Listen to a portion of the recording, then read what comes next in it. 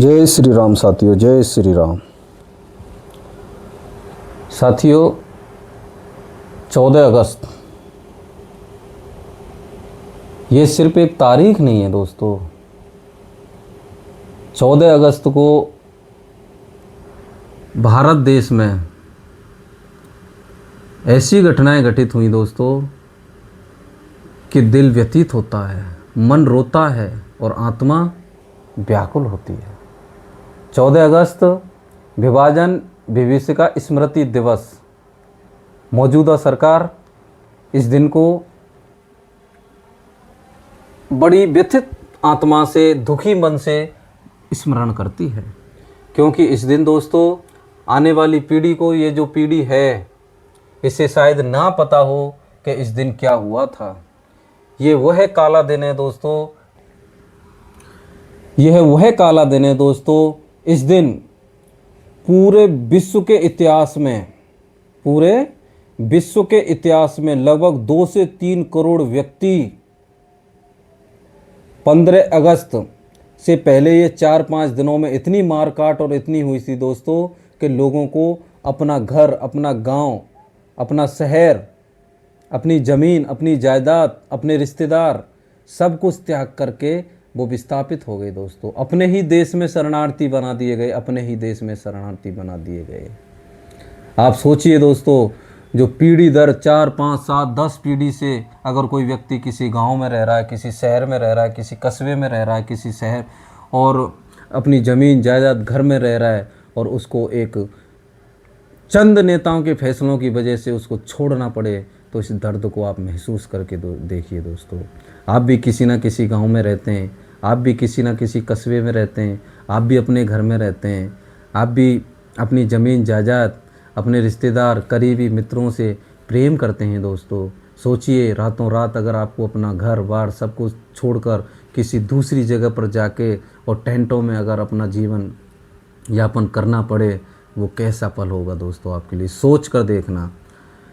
ये आज का जो दिन है दोस्तों, इतिहासों में ऐसा वर्णन है कि इस दिन 30 से 40 लाख लोगों की हत्याएं कर दी गईं। सांप्रदायिक माहौल इतना ख़राब हो गया था कि शहर की शहर, गलियों की गलियां मानव हत्या और उनके रक्त से रंजित हो चुकी थी दोस्तों। ये ऐसा काला दिन है कि भारत ही नहीं, पूरी दुनिया इससे अचंभित है कि इतना बड़ा विस्थापन और इतनी बड़ी तादाद में हत्याएं कैसे हो सकती हैं दोस्तों। उस समय भारत में दोस्तों ब्रिटिश हुकूमत थी। इस ब्रिटिश हुकूमत को विश्व के अनेक देशों ने बहुत कोसा भी था, इसको बहुत लांछन भी लगाए इस पर, और इसको बहुत गराया भी था दोस्तों। ये आज का जो दिन है, ये दिन साधारण दिन नहीं है दोस्तों। इस भारत देश के 2 सबसे महत्वपूर्ण शहर और 2 सबसे महत्वपूर्ण स्टेट, पश्चिम, जो आज का पश्चिम बंगाल, ये पूरा बंगाल हुआ करता था, और हमारा पंजाब, सिंध प्रांत, इनके टुकड़े कर दिए गए। केवल किसके लिए? चंद राजनीतिक लालच के लालचियों के द्वारा। उन लालचियों ने अपनी सत्ताएं तो प्राप्त कर लीं, लेकिन इस सत्ता प्राप्त करने के बाद में जिन लोगों ने इसका दंश झेला, उनके परिवार आज तक भी संभल नहीं पाए हैं दोस्तों। पाकिस्तान के अंदर हिंदुओं का कत्लेआम किया गया, उनकी बहन बेटियों की आबरू लूटी गई, लोगों को ज़बरदस्ती उनके घरों से निकाल दिया, उनकी ज़मीन जायदाद हड़प ली दोस्तों। लोग अपनी जान बचाकर आधी रात को पाकिस्तान, जो आज का पाकिस्तान है, वहाँ से इस भारत में आए दोस्तों, और ना जाने उन्होंने अपना जीवन किस प्रकार से आगे बढ़ाया, इसकी आप कल्पना ही कर सकते हैं दोस्तों। तो ये आज का जो दिन है, विभाजन विभीषिका दिन, बहुत ही कष्टदायक, पीड़ादायक, और हमारे आने वाली पीढ़ी को बताने का ये समय हम सभी की जिम्मेदारी है दोस्तों।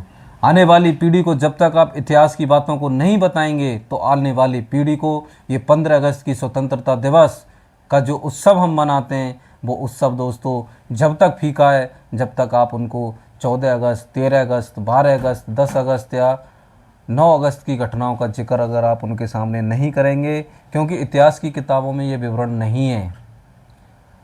तत्कालीन सरकार, कांग्रेस की सरकार ने इन घटनाओं को इतना महत्व दिया ही नहीं।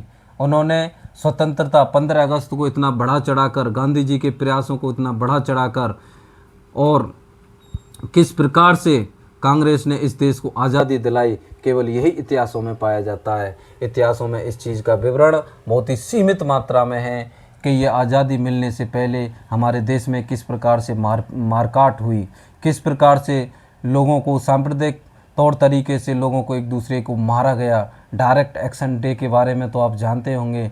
पश्चिम बंगाल के अंदर दोस्तों हिंदुओं को चुन चुन कर मारा गया और उनकी जगह से भगा दिया गया था, ताकि बंटवारा किया जा सके, सरकार को झुकाया जा सके और इस देश के टुकड़े किए जा सकें। ऐसा हुआ है, ऐसा हुआ है। हिंदुओं ने दंश झेला है।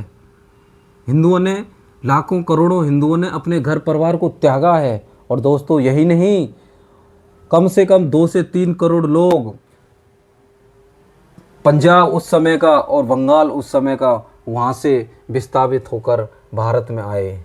लेकिन बड़ा दुर्भाग्य है और बड़े दुर्भाग्य के साथ कहा जा रहा है, जिन लोगों ने इन देशों की मांग की थी, बिहार और उत्तर प्रदेश के मूल रूप से जितने मुसलमान विद्वान लोग थे, वो यहीं रह गए दोस्तों, वो यहीं रह गए, वो नहीं गए वहाँ।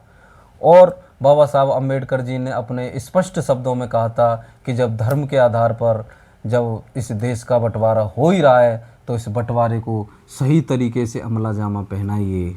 इस बंटवारे को खुशी खुशी, हमें लड़ना नहीं है, हमें किसी से झगड़ना नहीं है, हमें किसी प्रकार का रक्त नहीं बहाना है, किसी प्रकार का द्वेष नहीं पालना है। जब आपने इस भारतवर्ष को बांटने की ही ठान रखी है, तो इस भारत देश से जितने भी मुस्लिम भाई बहन हैं वो पाकिस्तान चले जाएं, और पाकिस्तान में जितने भी हमारे हिंदू भाई बहन हैं, जितने भी सिख भाई बहन हैं, जितने भी बौद्ध भाई बहन हैं, जितने भी इस जैन भाई बहन हैं, वो भारत में आ जाएं। ये डॉक्टर अंबेडकर साहब ने स्पष्ट कहा था। उन्होंने कहा था कि अगर ऐसा नहीं होगा तो ये बंटवारा कभी भी सफल नहीं माना जाएगा। और दोस्तों उनकी बात से ये ब्रजवासी 100% सहमत है। इस देश की जनता भी इस बात से 100% सहमत है। इस देश की जनता भी बाबा भीमराव अंबेडकर जी के साथ खड़ी हुई है।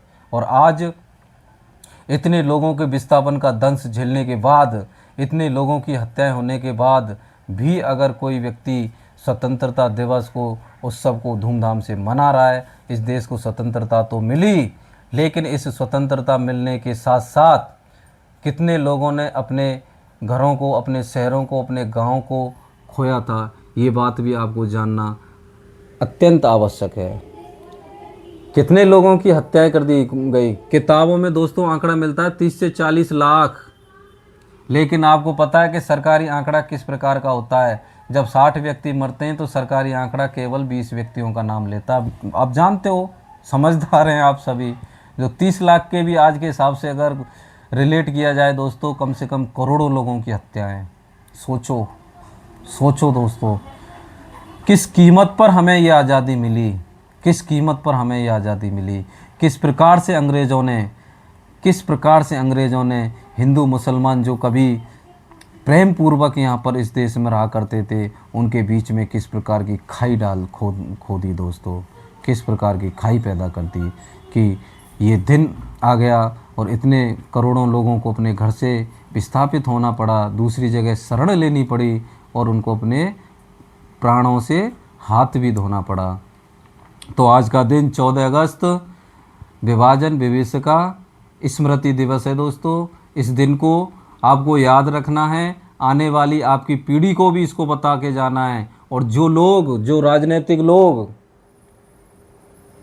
इस कुकृत्य के, इस नरसंहार के जिम्मेदार हैं, मैं ये कामना करता हूँ भगवान से, मैं ये प्रार्थना करता हूँ भगवान से, हे प्रभु, उन लोगों ने अपनी राजनीतिक लालसा, लालच, सत्ता पर बैठने की लालसा और लालच की वजह से इस प्रकार से निर्दोष लोगों को हत्याएं करवा दी।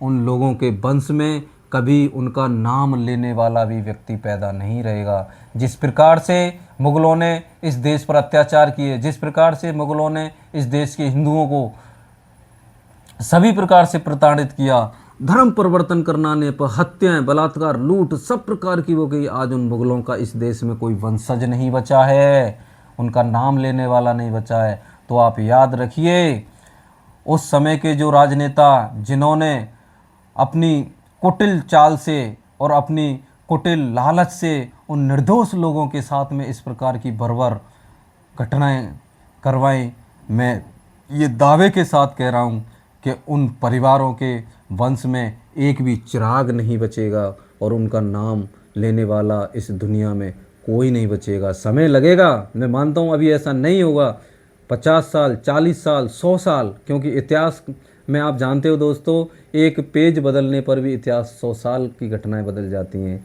तो समय लगेगा, लेकिन मेरी ये बात आप लिख के रख लेना, हम रहें या ना रहें, लेकिन इस वंश का नाम लेने वाला भी कोई नहीं रहेगा, क्योंकि इस वंश के दामन पर उन करोड़ों करोड़ों लोगों की हत्या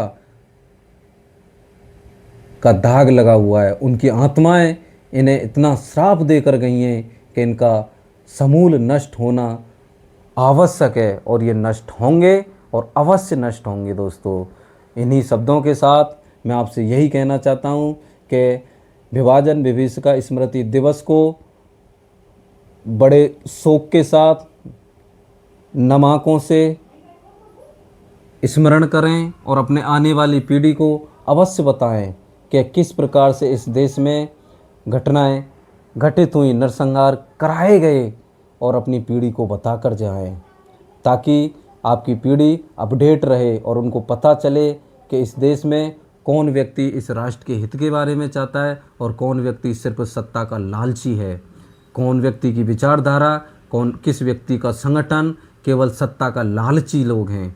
तो उसका पता आने वाली पीढ़ी को होना चाहिए। इन्हीं शब्दों के साथ मैं अपनी वाणी को विराम देता हूँ। जय हिंद दोस्तों, नमस्कार, प्रणाम, जय श्री राम।